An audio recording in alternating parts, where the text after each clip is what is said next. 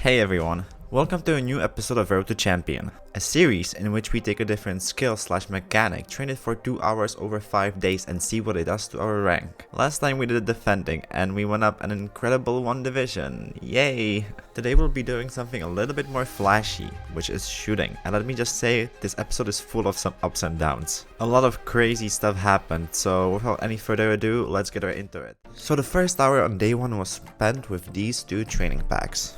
The first one is the shots you shouldn't miss training pack, and let me just say, I did a lot of missing. Even though the shots may not look too difficult from the footage, the training pack is set up in a way where once you take the shot, it has to stay in the air before it crosses the net, and it makes it a lot harder that way.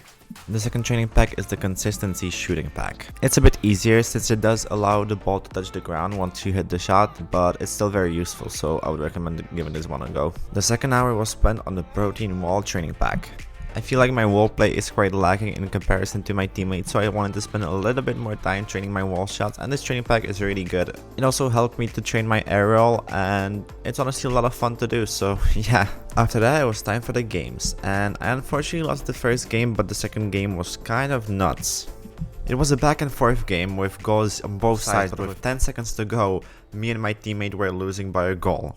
With 5 seconds on the clock, I'm able to win a challenge against the enemy player. I just about take it on the wall before the timer expires.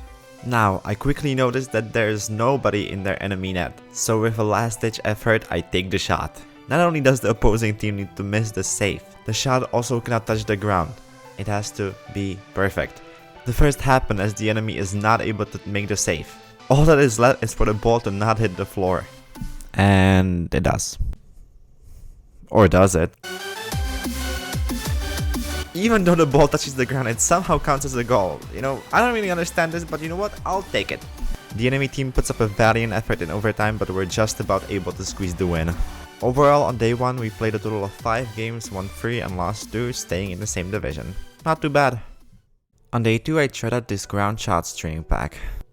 It does have 50 shots, so it takes a little bit to complete, and the shots also get progressively more difficult. Overall, I think it took me around 30 minutes to fully complete, and I think it's a pretty good warm-up if you want to try it out. The rest of the training was spent either on this wall shots training pack or back on the protein wall shots training pack I talked about on day 1. Both of them are very similar, but I figured I'd give each of them a go. The thing about the wall shots is that it's not only useful for attacking, it's also very useful for defending. There are a lot of situations in games where the ball is in a weird, awkward position on the wall, and if you can clear it, then you can help your team a lot. The gameplay today wasn't anything crazy like the last day, but the results were pretty decent. One thing that I do notice is that sometimes I fall back into my bad habits and forget to apply some of the things I've learned. I sometimes have tendencies to fall back into autopilot and not really think about what I'm doing. Anyway, as I said before, the results were pretty good. We played a total of 6 games, of which we won 4 and lost 2, going up 1 division to Diamond 2 Division 4. I spent the majority of practice time on the Backbord therapy training pack on day 3. And let me say, this training pack is quite difficult. Not only do you have to predict how the ball is going to bounce, you also have to get there in time and place the shot in a way that it doesn't touch the ground before it crosses the net. It's really difficult and it takes a lot of time to fully get right. That being said, it's also super useful.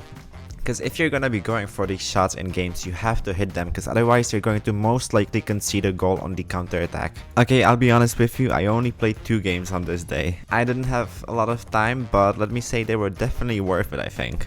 I put in a pretty decent performance in game 1 and we were able to pull off with a win. Now, I knew for a fact that if we could win the next game, we would be able to get the Diamond 3. The game was pretty even for most of the game, but unfortunately in the middle of the game my teammate made a bit of a mistake in defense and we conceded. Not only that, but our enemy team was also being insanely toxic.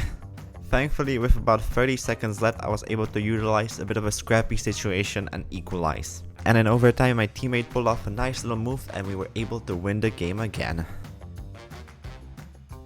And with that, we made it to Diamond 3. We played a total of 2 games and won both. I mean, 100% win rate, right? Okay, so on day 4, I realized that there weren't any more training packs that I wanted to try out, so I decided to perfect the ones I've already done. The one I focused on today was the shots you shouldn't miss training pack. My original thought was to do every shot until I could do it 3 times in a row, but that proved more difficult than I could imagine. I decided to make it 2 shots in a row, but that still took me the entire day until I finished it. Honestly, if you want to get like really good at shooting, then I recommend doing this entire training pack from beginning to end without missing a single shot. If you can do that, then you're probably good until like Grand Champion, honestly. Okay, let's talk about the games on day 4. Okay, I'll just be honest with you, alright? I went 0-8 in day 4. No, I'm not kidding. 0-8. Please just hear me out, please!